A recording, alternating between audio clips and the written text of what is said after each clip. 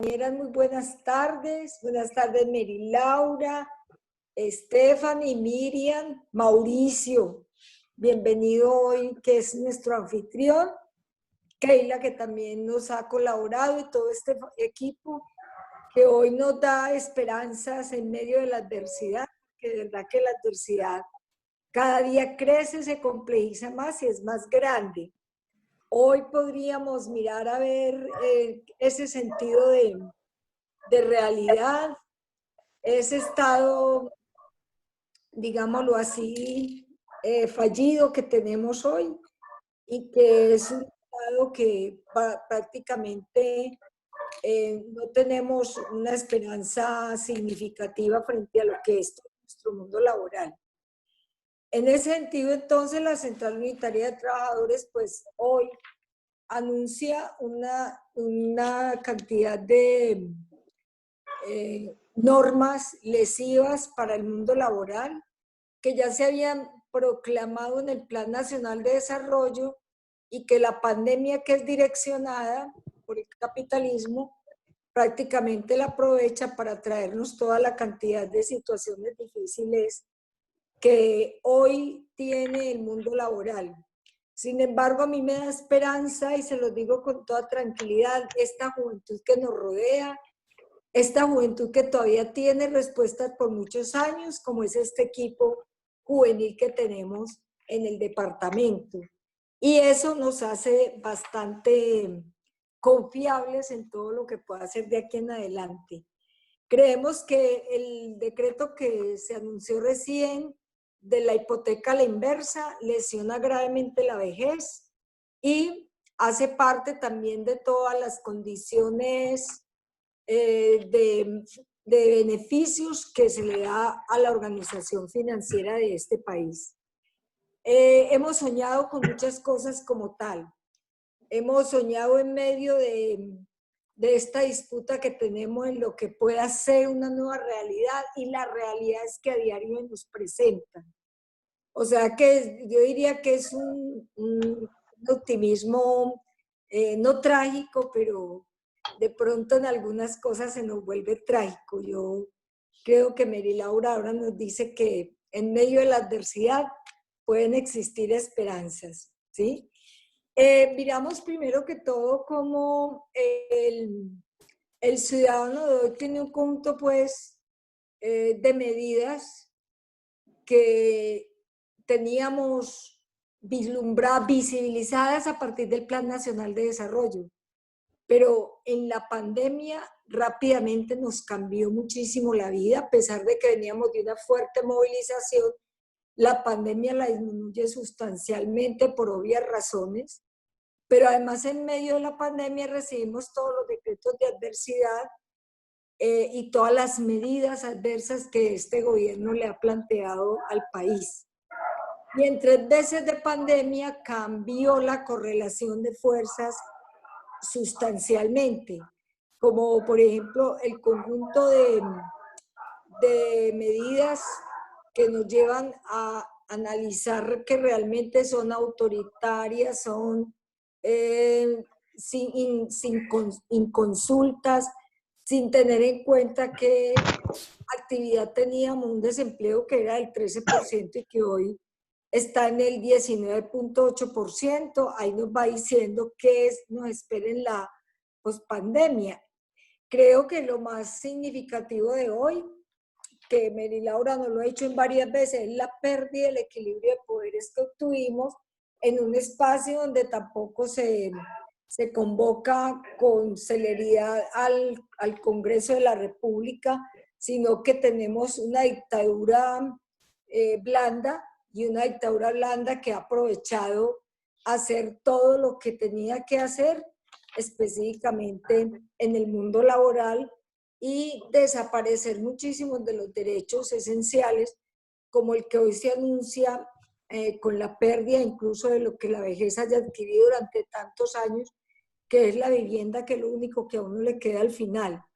Y una Corte Constitucional lejísimo, lejísimo de la ciudadanía. Yo he escuchado con mucha atención todas las intervenciones de las abogadas, de Mary, de Miriam, de Stephanie, y no veo para nada ni que era una luz de esperanza cuando nos decían que esperáramos una respuesta de la Corte, que la Corte podría darnos algún alivio, y hoy está lejísimo de todo lo que es la vida, la vida de tranquilidad en la ciudadanía. Además de eso, la oposición pues no le ha funcionado a este país. La oposición que veníamos haciendo quedó truncada básicamente por la pandemia, y creemos que esta participación tenemos que reactivarla como tal para que podamos por lo menos vencer el autoritarismo que hoy se avecina. De aquí en adelante, pues nos espera un mundo laboral con mucha informalidad, un amplio porcentaje de informalidad. Es muy probable que el camino hacia la robotización que hoy se anuncia con el teletrabajo sea el más viable, y hemos tenido mucho cuidado en decir ese teletrabajo que se da temporal mientras nos preserven la vida o nos preservemos la vida, pero la renta básica también tiene que ser una medida también muy temporal, porque la renta básica no es el camino a la redistribución es el camino a la redistribución de la riqueza, pero no es el camino de bienestar que hoy nos debería acompañar como tal. En ese sentido, entonces, es bien importante hoy defender lo que hemos dicho, de que lo más importante ha sido la vida, que esta pandemia puso en cuestión algo fundamental, que fue la economía del cuidado. Dije, hay problemas con el sonido, no se escucha. Que son los hogares los que realmente están en situaciones realmente de contestar en esta pandemia, y en condiciones muy vulnerables. Por ejemplo, aquí hay unas dificultades muy grandes con quienes están confinados y que nunca tienen recursos, con poblaciones que tenían un negocio para montar o montaron negocios antes de la pandemia, y hoy se les volvió al traste toda la economía individual y familiar que teníamos. Y la salud y la educación dieron cuenta de la dificultad tan alta y tan grande que tiene este país. Por eso yo creo que hoy hay que hablar de la demanda en salud y de la demanda en educación y de la demanda en bienestar, y no de lo que este gobierno quiere poner para no hacer nada, que es la oferta. La oferta que tenemos es ninguna, y así lo ha desvelado, digamos, la pandemia. En ese sentido también todo el modelo neoliberal, que ya lo habíamos señalado desde sus inicios hasta hoy, queda desvelado, queda un modelo que nos ha destruido no solamente la vida individual, sino toda la vida social, toda la vida económica, y ha destruido las riquezas enteras de muchos países. Entonces, los dejo con Mary Laura. Mary Laura ha venido leyendo con mucha celeridad y respondiendo con mucha prontitud todo lo que ha sido estos decretos nuevos, todo lo que la Corte ha negado y nos ha contestado negativamente, pero ante todo también ha dado esperanzas y luces frente a tanta adversidad. Por eso queremos entonces hoy escuchar qué pasa con el 071, cuáles fueron esos decretos que realmente el gobierno, la Corte avaló a sabiendas de que eran inconstitucionales, y creemos que este acompañamiento que les hacemos se vea bien difundido en cada una de las regiones, porque nuestra angustia hoy es esa, es que podamos tener un acceso a la justicia real, que la tutela es lo que nos ha funcionado, y que seguiremos desde todos estos medios jurídicos, desde la movilización que podamos hacer y desde toda la unidad que estamos empezando a realizar en todo este país para tener por lo menos niveles de respuesta conjuntos a toda esta destrucción que hicieron con nuestra economía. Bienvenida entonces, Mary Laura, a este webinar. Este espacio es suyo y es de todas las compañeras abogadas y de todos nuestros compañeros que hoy están en este webinar. Una feliz tarde para todos y todas y muchísimas gracias. Bienvenida, Mary. Hola, Ligia, buenas tardes compañeros y compañeras. Qué bueno tenerlos por acá y vemos que se están conectando más personas, entonces bienvenidos y bienvenidas todos. Creo que ya nos conocemos la mayoría, pero siempre déjenme decir, mi nombre es Mary Laura Perdomo. Hasta el día de ayer, abogada de incidencia del equipo jurídico de la CUT, y hoy quiero pues darle un abrazo a Ligia y agradecerle que me mantengan en este espacio porque yo siempre voy a hacer CUT. Siempre vas a estar con nosotros. Sí, señora, muchas gracias. Bueno, hoy les quiero, digamos, la idea de hoy es hablar acerca de la última ráfaga, como le están llamando, de decretos expedidos por el Gobierno Nacional con ocasión de la segunda emergencia económica, social y ambiental, por medio de la cual se expidieron cerca de 70 y pico decretos legislativos y dentro de los cuales prácticamente 11 tratan específicamente la materia laboral y pensional. Les voy a compartir una presentación que les traigo preparada para que sea más fácil que nos vayamos siguiendo. Mauro, ¿me habilitas, porfa, compartir pantalla?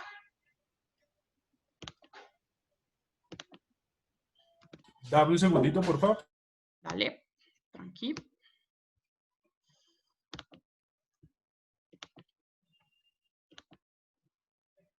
Mary, una pregunta antes que venga todo. Hablas con Jairo Tobar, Cursin Sucre.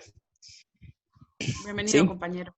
¿Sí? Gracias, hola. Bueno, Mary, bueno, encantada de que nos acompañes siempre, ¿no? En estos eventos, muy importantísimo.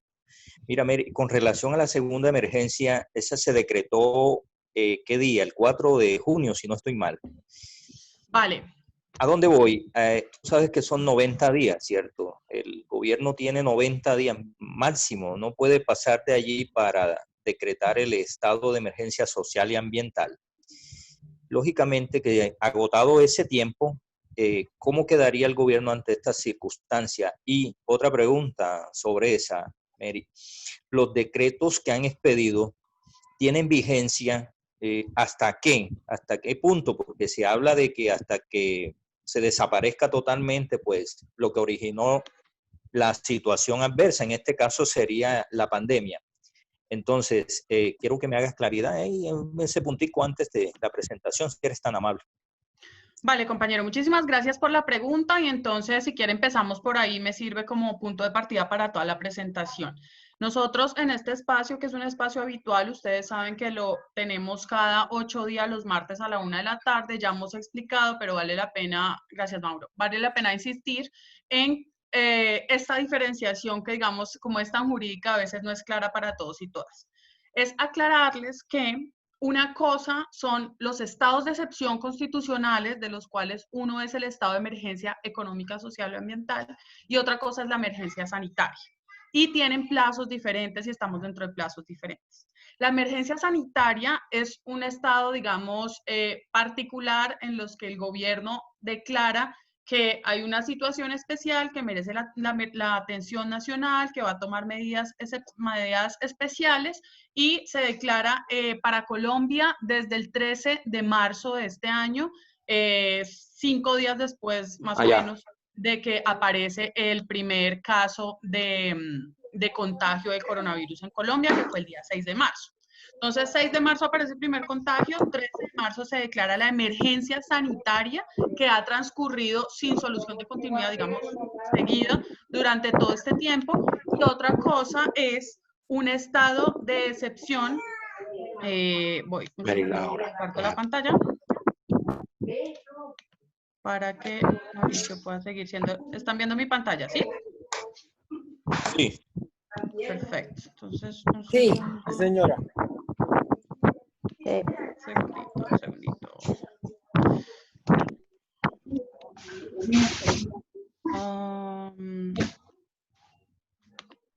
Listo, Mauro. Ya eres el hospedador de nuevo. Listo. Entonces les decía.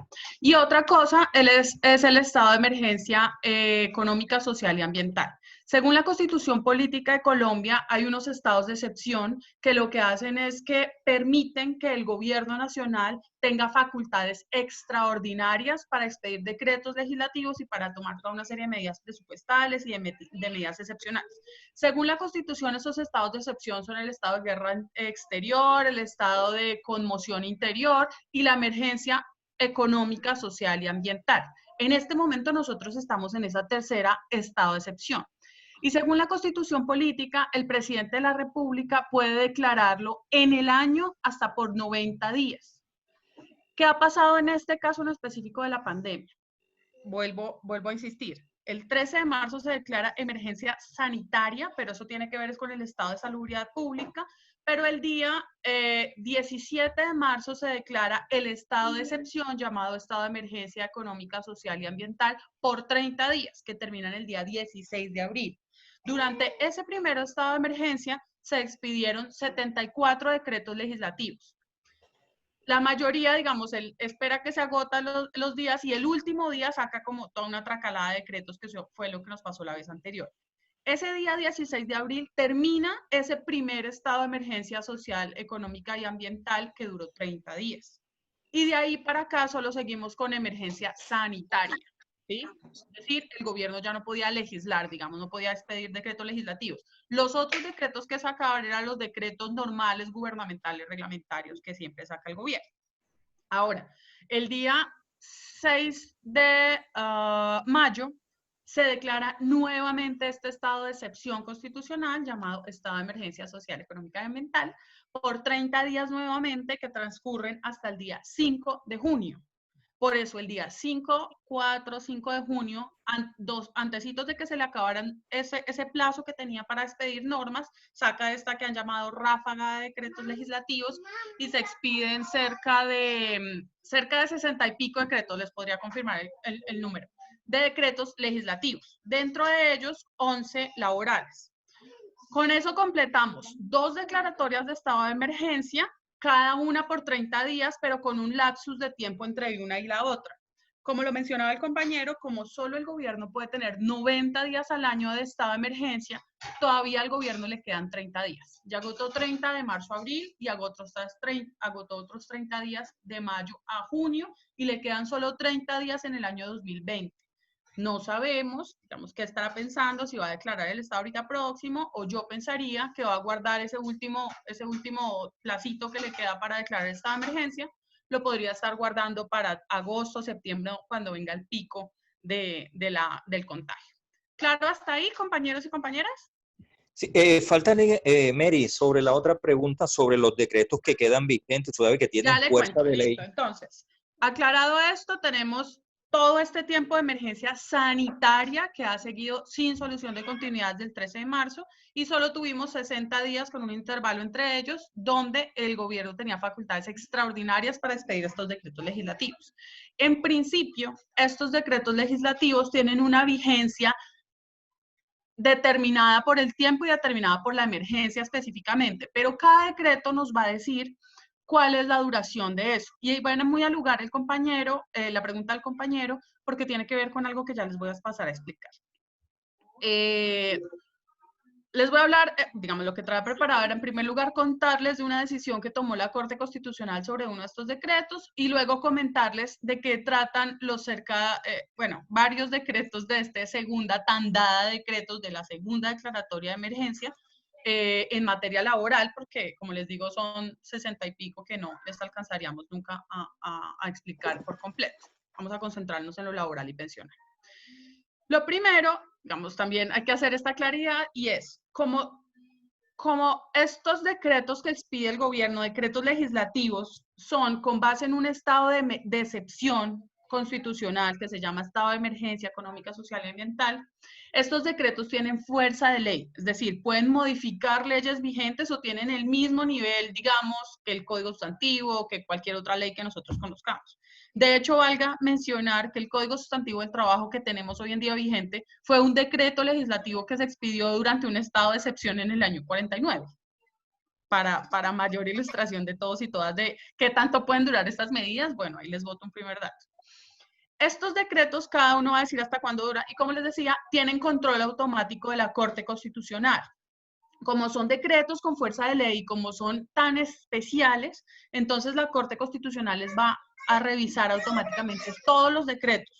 Cada que el gobierno saca un decreto legislativo de esto, se lo tiene que enviar automáticamente a la Corte y la Corte en sala plena los va a revisar muy rápido, digamos rápido en comparación con lo que se tarda la Corte en tomar una decisión sobre la constitucionalidad o no de una norma. ¿Listo? De los decretos que ha expedido el gobierno, la Corte ya revisó, en primer lugar, el decreto 417, si mi memoria no está mal. Bueno, el decreto que declaró el estado de emergencia económica, social y ambiental, la Corte lo revisó, fue el primero que revisó y dijo, está bien, el gobierno tenía razones para declarar un estado de emergencia. O sea, sí había fundamento para utilizar esta figura que le da la Constitución del estado de excepción. ¿Listo? Eso fue lo primero. Y de ahí para adelante tenía que revisar cada decreto legislativo, cada medida, decir, obedece o no la Constitución, viola o no fundamentales, desconoce derechos adquiridos de los trabajadores o no. ¿A cuáles? Digamos, no me voy a detener a cada uno a decirles. Básicamente, la Corte ha declarado constitucional casi todos los decretos que ha revisado, que son en este momento cerca de unos 15. En total, de los decretos de los primeros 30 días y de los segundos 30 días, tenemos 153 decretos legislativos. Apenas la Corte ha revisado como unos 15, está revisando más o menos 8 por semana. Cada miércoles y jueves de la semana se está reuniendo la Corte, está revisando como 8 por sesión. Y de los que ha decidido, ya tocó uno que para nosotros era muy importante. Ustedes recordarán, acá lo expusimos y no es como la materia de este webinar de hoy, pero nosotros expusimos un decreto que era el 488. Este decreto, muy rápido, lo que decía era que ya las vacaciones no nos las tenían que notificar 15 días antes, como decía el Código Sustantivo, sino que de un día para otro nos podían mandar a vacaciones, ¿se acuerdan? Y dos, decía que los trabajadores y trabajadoras pueden retirar las cesantías cuando se les disminuya su ingreso con ocasión de la pandemia. Era ese decreto, ¿se acuerdan? Fue como el primer decreto laboral que se expidió durante este estado de emergencia. Pues la Corte el 10 de junio, o sea, la semana pasada, revisó este decreto, que era como el que nos tenía todos pendientes de ver más o menos la Corte en qué sentido va a decidir las cosas que nos interesan en materia laboral. Y la Corte decide, compañeros y compañeras, de la peor manera posible. O sea, la noticia es mala. La Corte declara constitucional el decreto. Dice que el decreto está bien, le da la bendición y además resuelve para nuestro gusto de la peor manera posible. Lo primero... ¿Hay alguien con el micrófono? Ya. Lo primero es que la decisión de la Corte, de los 9 magistrados, 5 votaron a favor de declararlo constitucional, 4 salvaron o aclararon el voto, pero solo un magistrado, que les traje el nombre, pues para que uno sepa quién es amigo y quién no, Alberto Rojas Ríos, fue el único que dijo que ese decreto violaba nuestros derechos laborales. El resto de magistrados le dieron su bendición y dijeron que está muy bien que usemos nuestras vacaciones y que usemos nuestras cesantías para pagar esta crisis. Entonces, esto es una mala noticia para nosotros. Ligia me anunció como que yo iba a traer hoy la esperanza y las buenas noticias. Lo lamento, Ligia. Hoy no es mi día de actitud positiva. Las noticias no son nada alentadoras. Nuestra esperanza estaba puesta en la Corte y la Corte le dio el aval a este decreto. Y además la Corte... Terrible. Sí, además la Corte resolvió de la peor manera posible porque el decreto decía que podían retirar las cesantías los trabajadores que las estaban ahorrando en un fondo privado de cesantías. Y la Corte dice no solo los del fondo privado, también las que las tengan en el Fondo Nacional Fondo Nacional del Ahorro las pueden retirar. Es decir, el peor de los mundos. Y, compañero, acá voy a contestar la pregunta que me hacía el compañero Jairo Tobar, creo que era. ¿Hasta cuándo van los decretos? Entonces esa fue una pregunta que siempre tuvimos. Algunos decretos legislativos no han dicho exactamente cuál es su periodo de vigencia, pero la mayoría dicen que la vigencia de estas medidas van a ser durante la emergencia sanitaria, que les insisto, no es el mismo plazo de la emergencia económica, social y ambiental. O sea, no acabó el 5 de... La emergencia sanitaria es mientras haya pandemia, mientras estemos en el apocalipsis zombie del coronavirus. Ahora, este decreto decía mientras dure la emergencia, pero la Corte dice, no señores, es que no sabemos, dice la Corte esto tan terrible, compañeros, dice, no sabemos si apenas se acabe la emergencia sanitaria las empresas se habrán recuperado. Lo más probable es que no. Entonces, dice la Corte, no solo va a ser durante la emergencia sanitaria, también va a ser, entiéndase, eso que dice el decreto de que las medidas van a durar hasta tanto permanezcan los hechos que dieron lugar a la emergencia, que el gobierno nacional, o dice, las autoridades administrativas del trabajo, es decir, el Ministerio del Trabajo, puede certificar después que aún quedan emergencias económicas o sanitarias que den razón para que se sigan aplicando estas medidas. Es decir, la Corte extendió, digamos, la duración de estas medidas supuestamente excepcionales, y le da la facultad al gobierno para que, aunque ya se haya acabado la emergencia sanitaria, prorrogue la aplicación de estos decretos legislativos. O sea, les insisto, la peor de las decisiones que pudo tomar la Corte, la tomó en este caso. ¿Claros hasta ahí? Compañero Jairo, ¿le contesté su pregunta? Sí, correcto, muy claro, Mary, muchas gracias. Una Clarísimo. corte lejos de la ciudadanía, muy lejos. Sí, una corte de un corte muy conservador, cero amiga de los trabajadores, y entonces, habiendo visto esta primera decisión de un decreto laboral, pues la verdad es que no esperamos mucho de los otros decretos laborales que debe revisar la Corte. Pero seguimos a la expectativa. Nosotros, digamos, la CUT sigue haciendo las intervenciones ante la Corte, dándole elementos técnicos y elementos políticos de por qué declararlos inconstitucionales, pero por ahora ahí vamos. O sea, esto es la última noticia del 10 de junio.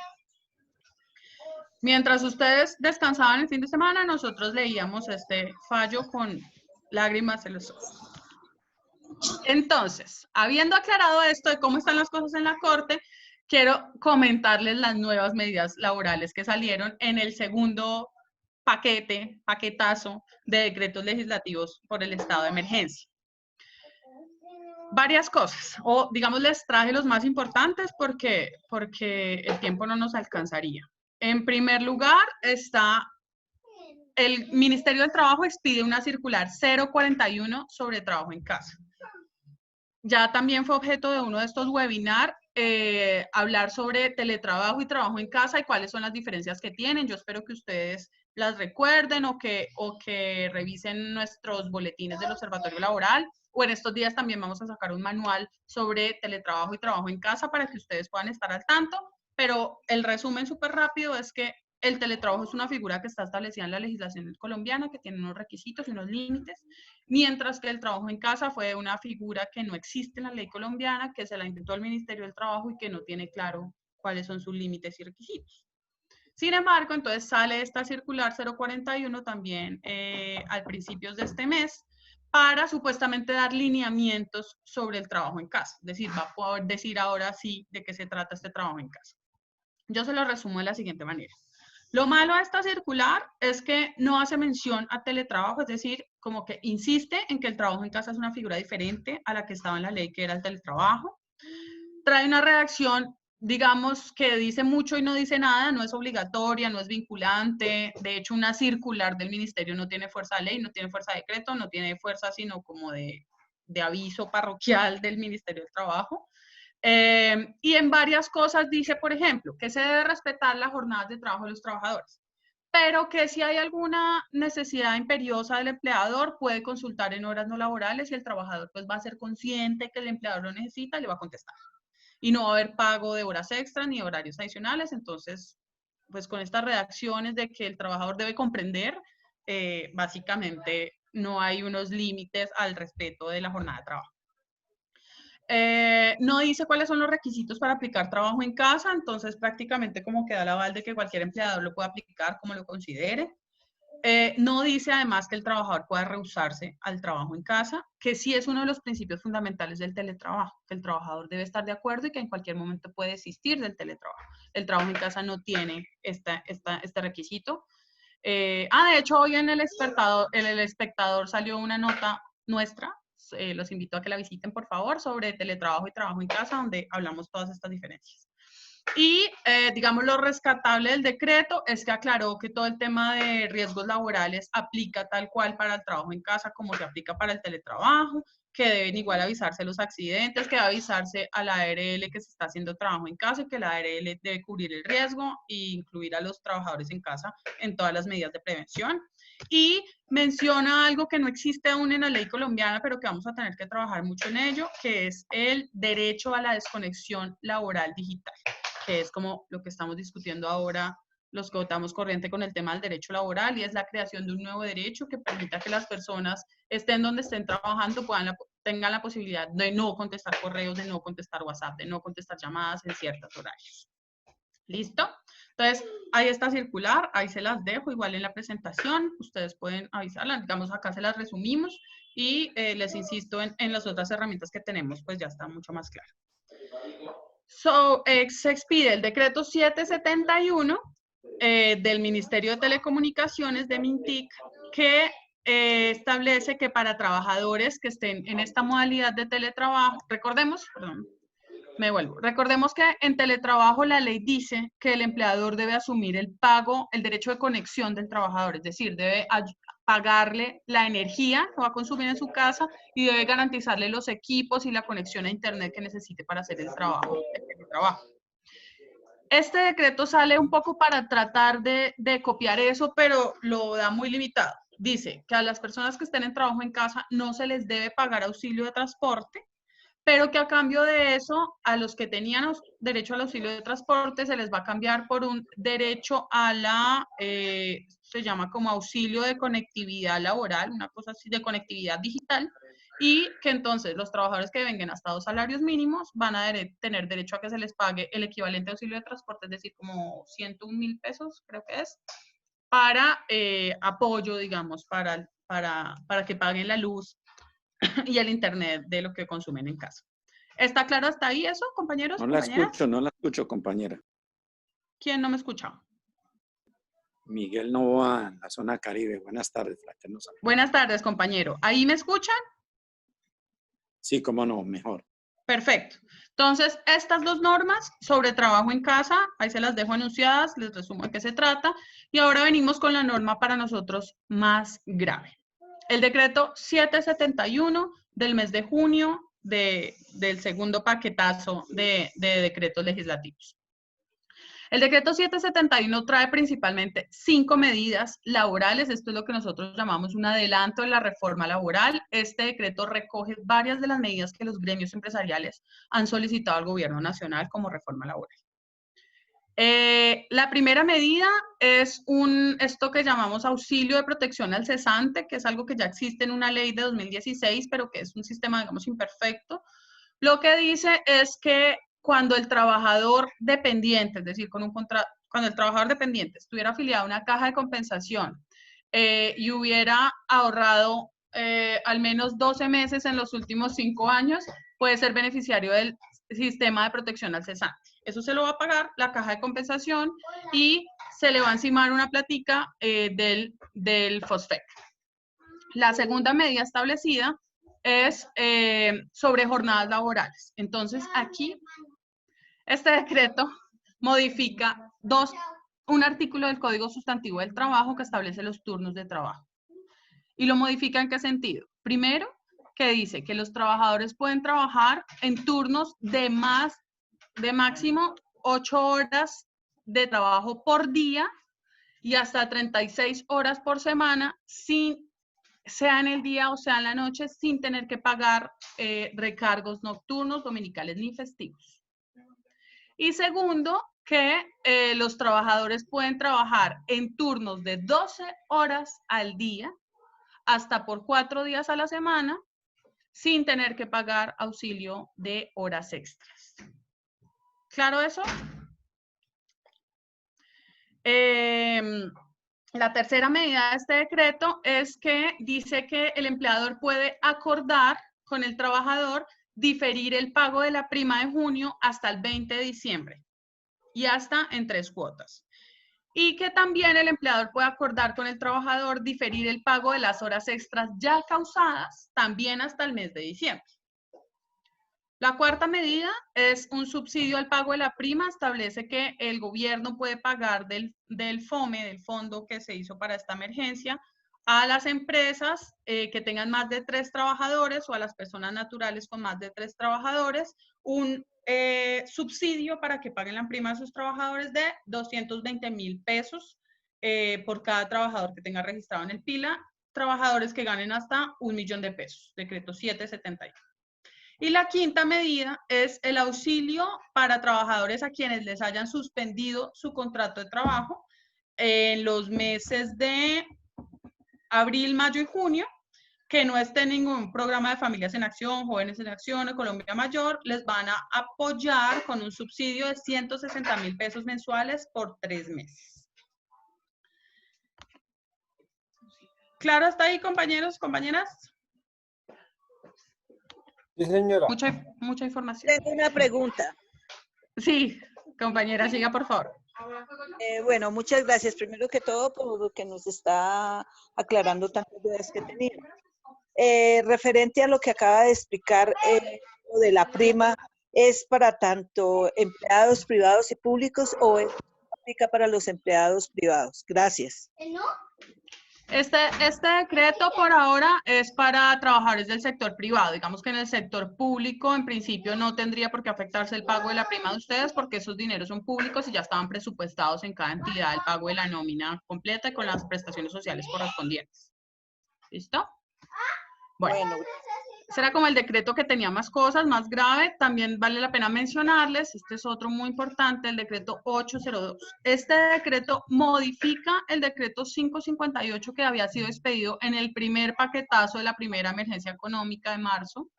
Es un decreto que fue muy criticado por las centrales sindicales, que fue objeto también de exposición en uno de nuestros webinars del equipo jurídico, y que básicamente lo que establece es el traslado de las personas pensionadas de los fondos privados de pensiones en una modalidad que se llama retiro programado y cuyas pensiones están en riesgo porque según ellos se descapitalizaron sus cuentas individuales y los iban a pasar a Colpensiones para que Colpensiones siguiera pagando. Ustedes deben recordar que la CUD hizo un Facebook Live sobre el tema y sacamos pronunciamiento y bueno, hay muchos pronunciamientos al respecto. Este decreto 802 modifica ese decreto anterior de marzo, es decir, modifica un decreto que no llevaba ni un mes de vigencia y lo modifica para decir que ese traslado va a ser voluntario, es decir, que solo se va a hacer si los fondos de pensiones se les da la gana de trasladar sus pensionados a Colpensiones, discúlpeme el uso del término. Entonces, estas medidas lo que permiten es que, digamos, primero parten de reconocer que la gente que ahorra en fondos individuales, que está en el régimen de ahorro individual, puede estar perdiendo su plata, porque su plata está en el mercado financiero y no está cuidada, no está resguardada, puede perder su plata. Pero aparte dice que son los fondos los que deciden si estas personas pensionadas se las pasan a Colpensiones para garantizar su pensión o se las quedan y siguen jugando con su dinero y siguen jugando con sus pensiones. Esto para resumírselos en unos términos pues muy castillos. Y tenemos, bueno, otra cantidad de decretos, solo se los voy a enumerar. El gobierno sacó también un apoyo, un subsidio para pagar la prima de los trabajadores del sector agropecuario, que también va a ser de 220.000 pesos por cada trabajador, pero tienen que estar en el PILA, tienen que estar registrados. Digamos, los requisitos van a ser casi impagables este subsidio en trabajadores del sector rural. El decreto 805 crea el aporte económico temporal para trabajadores de notarías, es decir, de un fondo que tienen las notarías van a sacar un dinero para pagar un auxilio hasta el 40% de un salario mínimo a los trabajadores de notarías, que también pues están muy afectados con este tema del aislamiento. Y el decreto 815 que adiciona el decreto 639, que es el de subsidio al pago de la nómina. y prorroga, digamos, la aplicación de ese subsidio a la nómina hasta el mes de julio, de agosto, perdón. Entonces, eso es como un resumen muy rápido de las medidas laborales. Mencionarles rápidamente que ninguno de estos decretos fue consultado, como lo explicó Ligia. Estos decretos no reconocen ni las pretensiones, ni las quejas, ni los reclamos, ni las propuestas que hemos presentado los trabajadores por medio de las centrales sindicales. Estos recursos están muy focalizados, es decir, son para una cantidad muy pequeña de trabajadores. Por ejemplo, ninguna de estas medidas incluye a las trabajadoras de servicio doméstico. Ellas siguen totalmente excluidas de medidas laborales. Y aparte, los pocos subsidios que se establecen, tanto para la nómina como para el pago de la prima, son mínimos. Es decir, apoyar la prima en 220.000 pesos y apoyar la nómina en el 40% del salario mínimo, es decir, que no va a impactar determinantemente en que los empleadores mantengan los empleos, en que no despidan a la gente, en que no se suspendan los contratos, porque con este subsidio tan pequeño pues no se va a ayudar realmente a la pequeña y mediana empresa, que es la que más la necesita, y a las grandes empresas pues les hacen un favor, porque básicamente ellos se van a quedar con gran parte del presupuesto que se destinó para esto, porque no hay límite a qué empresas se le dan estos auxilios y a cuáles no. Y el último comentario importante sobre los decretos es que ese decreto, 771, vuelve a mencionar, como lo hizo la circular 033, de que el empleador acuerde o negocie la medida con el trabajador y olvida esta premisa fundamental del derecho laboral, que el trabajador y el empleador no están en igualdad de condiciones. No los puedes poner a negociar a trabajador individual y a empleador, porque eso siempre va a terminar en una imposición de condiciones por parte del empleador. El trabajador solo no está en condiciones de negociar las condiciones de su contrato, porque está ante la amenaza de un despido, de una suspensión. Entonces, poner esta medida en un decreto es decirle a los empleadores que pueden seguir imponiendo las medidas que ellos quieran a los trabajadores, y el trabajador simplemente va a terminar, como está pasando en la vida real, aceptando estas condiciones porque no tiene cómo rehusarse. Están desconociendo incluso en los mismos decretos la existencia de organizaciones sindicales con quienes sí se puede negociar. Finalmente, ¿sí? Y si la empresa busca el sindicato para negociar esto de la prima, Voy para allá, Adri. Voy para allá, Adri, muchas gracias. Voy para allá. Entonces les decía, ¿qué hacer? Digamos, eso es lo que dicen los decretos. Ahora, ¿qué hacer? Como siempre, tratemos de ir un paso más allá a partir de la tristeza o del golpe que es recibir toda esta información. Primero, hay que seguir participando ante la Corte Constitucional. Cualquier ciudadano puede intervenir ante la Corte en la revisión de estos decretos. Envíen, por favor, escritos a nombre de sus sindicatos, a nombre de ustedes, a nombre de abogados que conozcan, como quieran, diciéndole a la Corte por qué es inconstitucional esta medida, y presionemos para que deje de estar avalando todos los decretos. Pero, ya les dije, el panorama no es muy favorable en la Corte. Segundo, el Congreso de la República tiene un año después de expedidos los decretos para revisarlos y discutirlos en el Congreso de la República.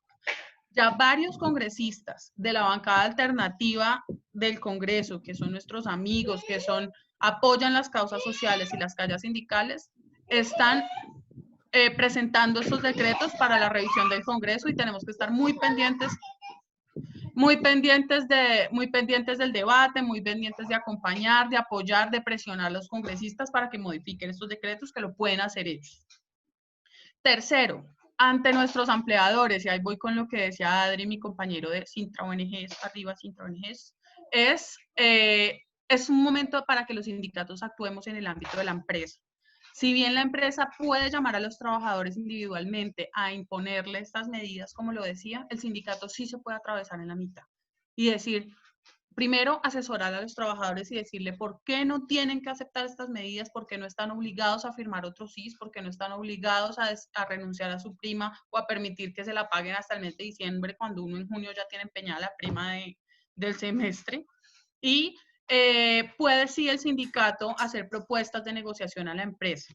Si el sindicato existe, la empresa debería consultar estas medidas con el sindicato antes que con los trabajadores. Entonces, nuestro sindicato, por ejemplo, lo ha hecho de llamar a sus afiliados y explicarles esto con detenimiento, decirles por qué no tiene que firmar y evitar que firmen. En FENALCO, por ejemplo, nuestros compañeros lo hicieron, y siempre lo pongo de ejemplo. Llamaron a nuestros afiliados, hicimos un cierre de puertas y mientras que los no sindicalizados se vieron abocados a aceptar rebajas salariales, nuestros afiliados no aceptaron esas condiciones y siguen con su salario completo. Entonces es un momento para que los sindicatos nos pongamos muy pilas a afiliar a la gente, a asesorarla, a reunirla, a acompañarla y para atravesarnos entre el empleador y el trabajador y tratar, si es posible, nosotros de negociar con el empleador.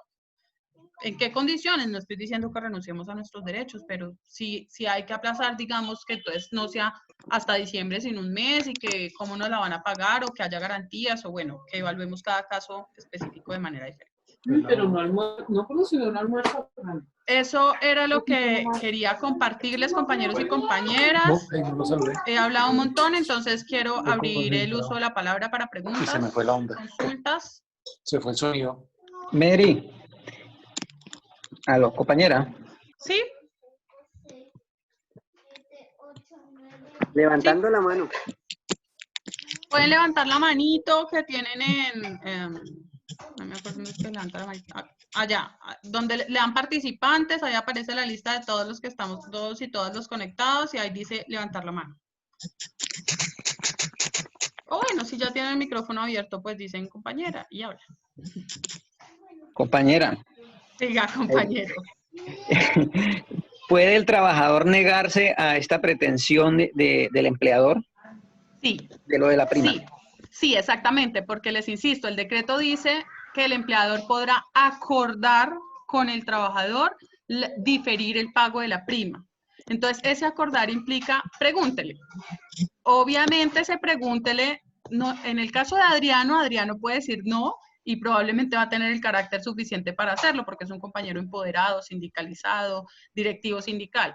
Pero tal vez el resto de trabajadores no van a tener la misma valentía, la misma fortaleza, entonces tenemos que acompañarles y asesorarles que no están obligados a firmar estos tales acuerdos y que un acuerdo requiere la voluntad de dos partes y si el trabajador no quiere, le tendrán que pagar su prima completa como le establece la ley en el mes de junio. Doctora. Gracias, compañera. Con gusto. Doctora Mary. ¿Sí? Buenas tardes para todos los compañeros, con Pedro y Saquita, de Sintranicol, Boyacá. Yo he leído en contexto casi todos los decretos y con base en lo que su merced nos dice hoy, siempre defendemos la postura de que los decretos han sido diseñados solamente para la parte, en este momento todo lo que uno ve es para la parte privada o particular, como su merced le aclaró a mi compañera Ángela. Sin embargo, hay algo que sí me preocupa o que estaba viendo con base en lo que tú me acabas de exponer con respecto al retiro de cesantías, que dice que los que están afiliados al Fondo Nacional del Ahorro y el Fondo Nacional del Ahorro, la mayoría de los que hacemos aportes allá somos empleados públicos. O sea que ese decreto sí cobijaría a los empleados públicos. ¿Ya terminó? Sí, compañero, es una excelente pregunta. Muchas gracias, Pedro. No, el decreto, digamos, ¿por qué no? Porque los empleados públicos no tienen, el decreto 488 lo que decía era que los trabajadores que tuviesen disminución en sus ingresos debido a la pandemia tenían derecho de que el empleador les diera un certificado para poder retirar sus cesantías. Pero los empleados públicos no tienen ninguna disminución de sus ingresos durante la pandemia porque ustedes tienen pues estabilidad laboral, tienen su asignación salarial completa y nada de eso se les está descontando. En ese sentido, ningún empleador les certificaría que tienen disminución de ingresos cuando ustedes mantienen incólume sus ingresos. Tienen ahora otros problemas con teletrabajo, trabajo en casa, estrés y mil cosas más, pero afortunadamente sus ingresos no se les ha afectado, por tanto no tendrían ese requisito para poder retirar las cesantías. Lo que se puede es los trabajadores del sector privado que están ahorrando sus cesantías en el Fondo Nacional del Ahorro, sí podrían retirarlas, si sufrieron un detrimento o una merma en sus ingresos salariales, laborales, etc. Listo, gracias doctora, muy amable. Un gusto. Compañera, tengo una pregunta. Compañero Carlos. ¿Qué ha habido, compañera? Muchas gracias. Desde acá de Manaure, Guajira. Mi nombre es Carlos Fernández. Sí, correcto. Soy un vicepresidente del sindicato Sintrasales. Muy agradecido también con el equipo jurídico de la CUT, pues nos está asesorando y nos está brindando un apoyo en estos momentos que venimos desarrollando una huelga imputable al empleador por el no pago de nuestros salarios durante este año de 2020 y por incumplimientos también que hemos tenido de la convención colectiva que suscribimos en el año 2017 y que aún está vigente hasta el 2021. Una consulta que yo tengo acá, porque realmente hemos sido víctimas realmente de un patrono que realmente no apoya a sus trabajadores, y es el hecho de que somos trabajadores que hemos visto disminuido totalmente nuestros ingresos precisamente sin el pago. Hemos solicitado por escrito a la empresa para que nos dé la certificación para poder hacer el retiro de nuestra cesantía y hemos encontrado el rechazo de parte de nuestro empleador. ¿Qué podemos hacer nosotros en este caso cuando nuestro empleador se niega a entregarnos incluso esa certificación para poder hacer la solicitud de nuestra cesantía? Bueno, compañero, varias cosas. Lo primero es que nosotros consideramos más que inadecuada esta medida de retiro de las cesantías. Las cesantías son un ahorro del trabajador para sus periodos de vacancia, es decir, de desempleo, cuando usted no tenga más de dónde agarrarse, para eso existen las cesantías. O para estudiar o para vivienda. Para eso nos hemos ganado con la lucha sindical este derecho a las cesantías. No para suplir gastos del diario vivir, para suplir gastos de bolsillo, para que esa plática se nos vaya por entre los dedos ahorita que estamos en una emergencia económica. Por eso criticamos también ante la Corte y ante todo el país que se permitiera que las cesantías se usaran ahorita para pagar la pandemia, porque es como decir que ahora yo voy a pagar con mis ahorros la plata que voy a dejar de ganarme por culpa del empleador, porque entonces usted sigue con su contrato vigente. Entonces, la primero que le diría es, no se la recomendamos de ninguna manera. Por favor, traten de ahorrarlas y con un agravante, compañeros. Ustedes tienen su plata en un fondo que igual está, digamos, en el mercado. En este momento, retirar las cesantías es perder plata, porque si ustedes la retiran en este momento de emergencia económica, la plata les va a salir menos de lo que les saldría en un momento de normalidad económica. Entonces, además, están perdiendo platica. Pero digamos, si usted decide desconocernos absolutamente y no aceptar nuestras recomendaciones, en todo caso, podrían pasarle un derecho de petición al empleador diciendo que le den copia a los desprendibles de pago de nómina, y en los desprendibles de pago tendría que evidenciarse si a usted se le ha disminuido el ingreso durante este tiempo o no. Pero insisto, nuestras recomendaciones, por favor, no lo hagan. Si es porque están en una huelga, pues recordemos que usualmente los sindicatos debemos tener un fondo pro huelgas, o su merced escriba a los otros sindicatos con mayor músculo financiero que les envíen una solidaridad, o bueno, miramos qué otras cosas pueden hacer, pero no se gasten la plática de sus cesantías, en eso es la recomendación. Mary. Mary Laura, una preguntita. Gracias, doctora. Doctora, Bueno, perdón, tengo todavía la inquietud. La situación, estamos de acuerdo y compartimos ese mismo concepto que ustedes tienen en cuanto a la situación del manejo y uso de la cesantía. Es también nuestro parecer. La situación es los términos de supervivencia que nosotros acá en Manaure estamos pasando en este momento. Olvidados realmente de un patrono que nos da el valor de nuestro trabajo, de nuestro servicio. No hemos acudido ni hemos sido beneficiados por las ayudas que el gobierno implementó para atender esta emergencia económica, y de pronto esa es la situación, que de pronto es el recurso que uno encontró para poder estemos realmente buscar la manera cómo subsistir realmente en nuestros hogares. Eso es más que todo la situación que nos ha conllevado a hacerle la pregunta y la consulta. Precisamente no hemos insistido, a pesar de que nos rechazaron, no hemos insistido porque sabemos ese mismo principio del beneficio de la cesantía, pero era simplemente como para tenerlo como algo, una salida que podría de pronto usarla en casos extremos. Realmente, doctor, muy amable. Gracias, compañero. Doctora, una preguntita. ¿Quién dijo? César Augusto Silva, de la ciudad de Neiva. Compañero César.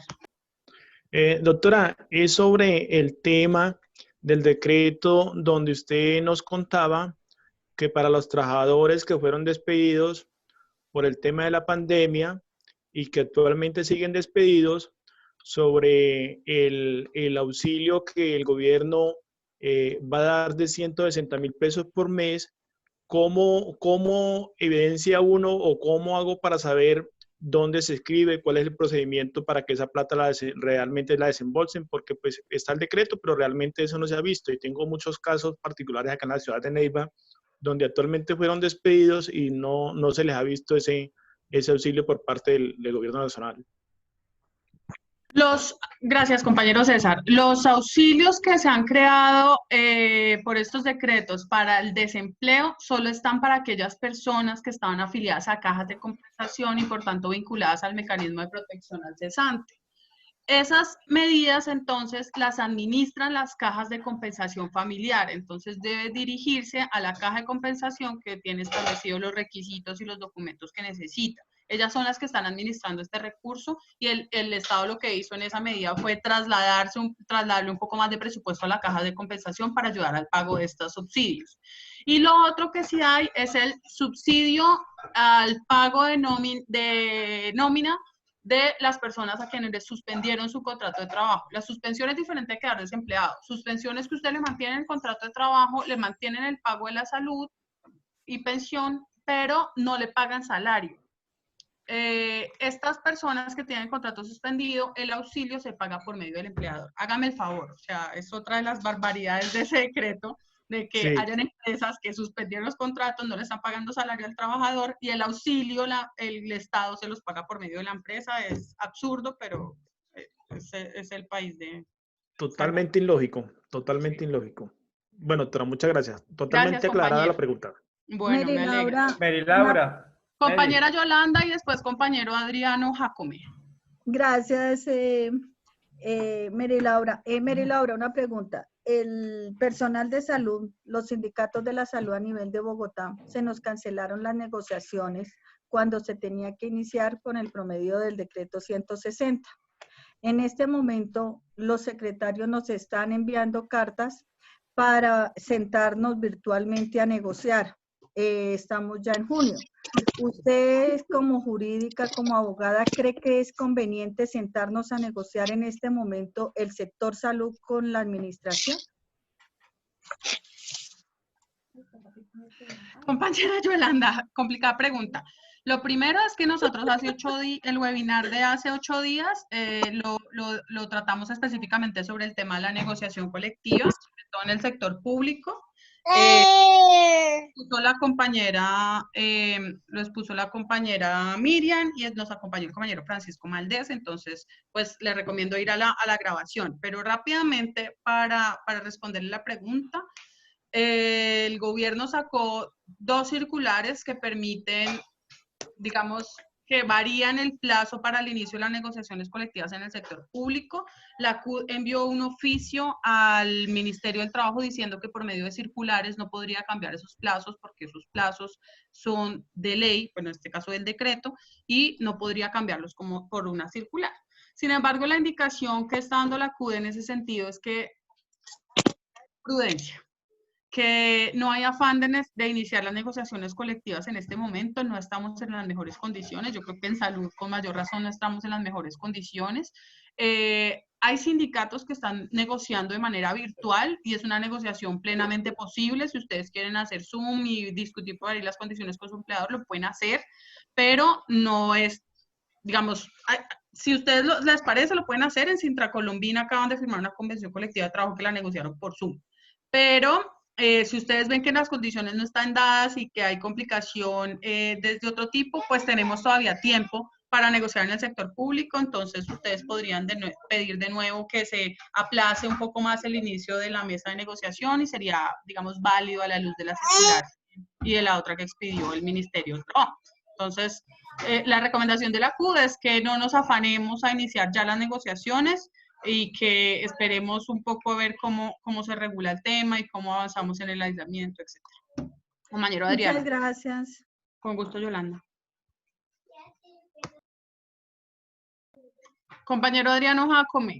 Tiene el micrófono silenciado. Ahora sí. Gracias. Compañera María Laura, no, la verdad es que sus charlas son tan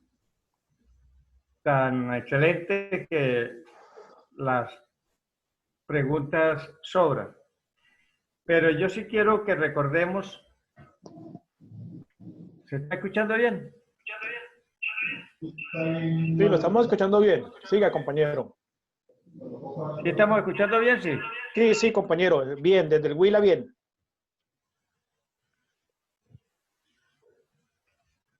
Bueno, reitero que las charlas, María Laura, que usted nos da es muy excelente, que las preguntas sobran.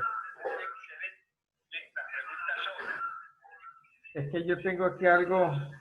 Si a usted le llega un retorno después, pero tranquilo, su merced siga hablando que nosotros le escuchamos bien.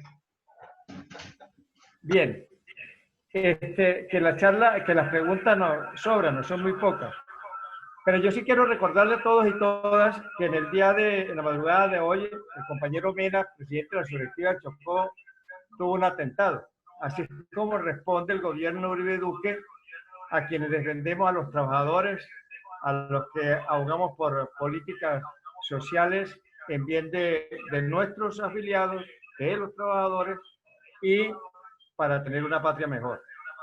Les recomiendo que de cada una de las subdirectivas, de cada departamento, sacar comunicados de solidaridad con el compañero Mena, con los compañeros subdirectivos del Chocó, como también acudir a las fuerzas de policía para poner el caso de presente, porque esto se puede generalizar, porque prácticamente quien le está haciendo oposición en esta crisis al gobierno, al autoritarismo de Duque, ha sido el sector sindical y particularmente la CUT. Entonces yo hago como esa recomendación, pues no se empezó aclarando esto, pero yo entiendo también el orden que tenían, la agenda que tenían para el día de hoy. Y respetando las palabras del compañero de Manaure y creyéndole lo que él nos dijo, la verdad es que los sindicatos sí tenemos que trabajar por crear otra cultura para retirar los anticipos de cesantías. Porque realmente la cesantía es para cuando el trabajador queda cesante, que tenga donde recurrir cuando está cesante y pueda mantener por un tiempo, en fin, o buscar otra alternativa de trabajo para sostener la familia. Pero resulta que a veces los fondos, en este caso el fondo del magisterio, yo soy maestro, también se retiran mucho las cesantías hasta el punto de que queda desfinanciado el fondo y la plata no se retira realmente para el estudio ni para vivienda, sino para cuestión de veleidades. Yo respeto el modo de ser de cada uno, pero la verdad que ese es el objetivo de las cesantías. Y me parece que esa posición de la CUT ante la Corte, diciendo de que no estaban de acuerdo con que se permitiera retirar las cesantías, es una posición muy correcta. Entonces, mi intervención iba en ese sentido y agradecerle por escucharnos. Gracias. Gracias, compañero Adriano. Desde la central le mandamos un rechazo profundo al atentado al compañero Mena y voy a poner en contacto con Omar para sacar el comunicado. Igualmente, solo decirles esto. Miren, ustedes están preguntando por el auxilio de tacañería que da el gobierno. La central unitaria, eso es una salida, pero de miseria, pues de tacañería, 160.000 pesos, eso no. Les reitero que la Central Unitaria de Trabajadores tiene como política fundamental con la bancada alternativa, y aquí está Mary al frente de eso, la renta básica, para aquellas personas que puedan soliviar y llevar mejor la situación. Era eso, Mary, nomás, continúa. Mary. Gracias, Ligia. Mary. Sí, compañero Jairo. Bueno, me uno también totalmente al rechazo. Fue objeto el compañero allá en el Chocó. Y ese es el pago de estos gobiernos fascistas como el de Duque. Y estamos a expensas de eso, pero Indudablemente que nuestra sangre por nuestras venas corren totalmente ese ánimo y esa valentía de lucha para no dejarnos amedrantar por estos gobiernos y luchar por toda una población que nos está esperando y que nos pregunta cada rato, y ellos de alguna manera también por el temor se asustan los trabajadores, y nos toca a nosotros que tenemos ese gen que nos transmitió el Creador y que durante muchos años hemos estado aquí en la lucha, unas veces en los diferentes sindicatos. Hoy por lo menos me corresponde a mí estar en la Central Unitaria de Trabajadores, pero sí le digo a todos mis compañeros y compañeras que hay que seguir luchando, que no hay que dejarnos amedrentar por estas cosas y continuar con nuestra labor de lucha al servicio de los trabajadores, compañeros. Vamos hacia adelante. Bueno, continuando con la charla, Mary, sobre la convención colectiva. Hay una situación que yo la comenté hace 2 eventos atrás y fue acá en la caja de compensación de Sucre tiene 4 sindicatos. Ellos adhirieron a la convención colectiva, uno de esos sindicatos que precisamente están denunciando la situación porque hay compañeros sindicalistas. Bueno, se nos presenta este caso acá, con todos hay que luchar, ahora que estamos hablando, muchas veces no es con el gobierno, sino contra los mismos compañeros, y persuadidos sobre la situación porque ellos están al lado de la administración y quieren desmejorar algunos derechos ya alcanzados en la convención colectiva. Entonces, Mary Laura, ¿qué es la pregunta? Hombre, si ese sindicato que está denunciando no quiere participar en eso, que se les reduzca la dotación, los auxilios ya ganados, la prima, ellos no pueden firmar, o el sindicato tiene toda la opción para ellos de mejorarlo. Es la pregunta, Mary. Gracias, compañero Jairo. Antes de eso, gracias, compañero Adriano, por traer a colación el atentado del compañero. Les estamos enviando por el chat de esta conversación el comunicado público de rechazo al atentado del compañero que ya había sacado la central esta mañana, y ya el Departamento de Derechos Humanos está con el compañero pendiente de cómo hacer las denuncias correspondientes.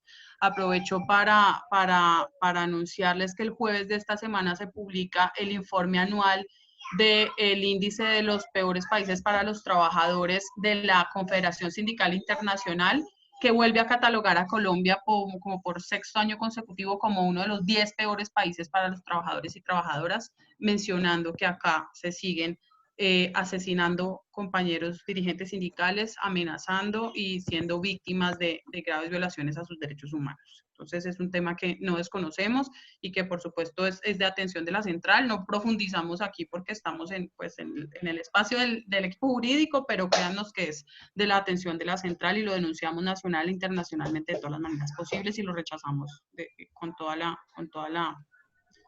la fuerza. Frente a la pregunta del compañero... Un paréntesis, mire, Laura, ahí que se me quedó, discúlpame.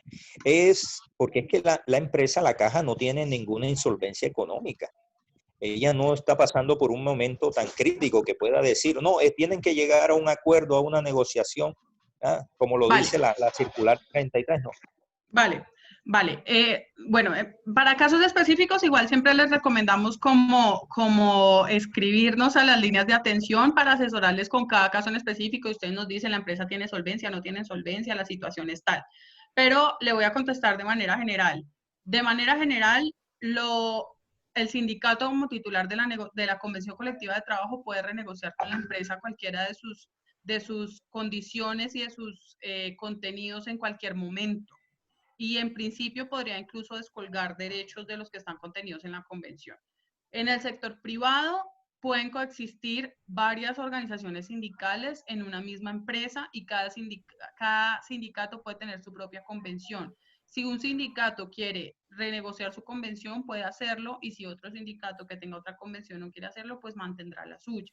En principio se puede. Yo les decía en otro espacio, y es como lo que hemos insistido desde el equipo jurídico, de por qué hay que ser muy prudentes en este momento de negociar colectivamente, es porque existe la figura legal del artículo 480 del Código Sustantivo del Trabajo, que permite la revisión de las convenciones colectivas de trabajo, y esa revisión es una figura que podría poner en peligro incluso que se descuelguen derechos que ya habíamos obtenido en la convención colectiva de trabajo, si la empresa logra demostrar que está en una situación crítica o está ante un cambio de situación económica que le implique que ya no puede responder por la convención. Entonces, por eso reitero el llamado cuando hice la respuesta a la compañera Yolanda, de que ahorita seamos muy prudentes frente a la negociación colectiva.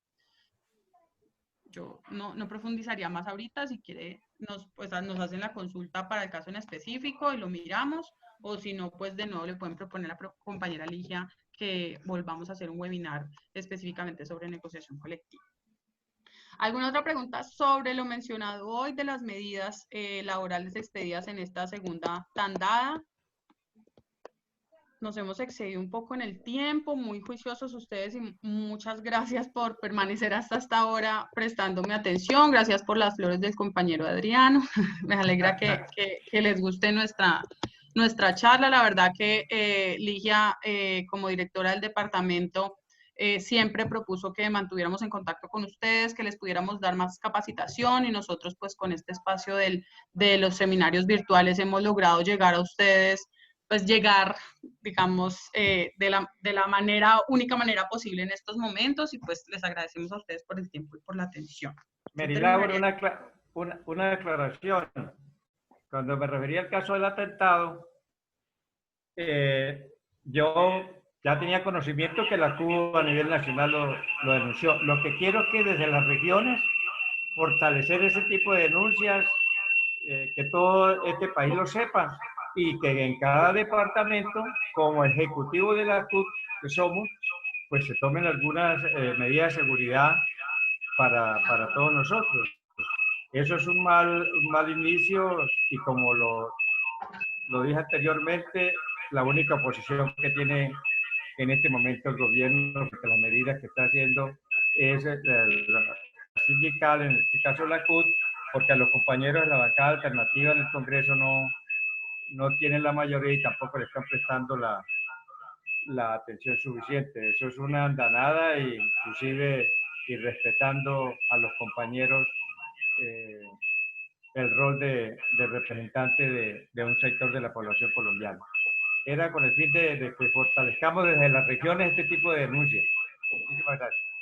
Adriano, usted da una visión también de lo que puede ser el futuro de aquí en adelante pospandemia. Es decir, la pospandemia de aquí en adelante no va a respetar la vida, no va a respetar los derechos laborales y humanos, y recordemos lo esencial: este gobierno no ha querido implementar los acuerdos de paz y no lo va a hacer, Adriano. Entonces lo que nos espera también es para que tengamos mucha fuerza en la unidad y caminemos de verdad, como en otra forma diferente en el mundo sindical, para atender estas situaciones que son tan delicadas.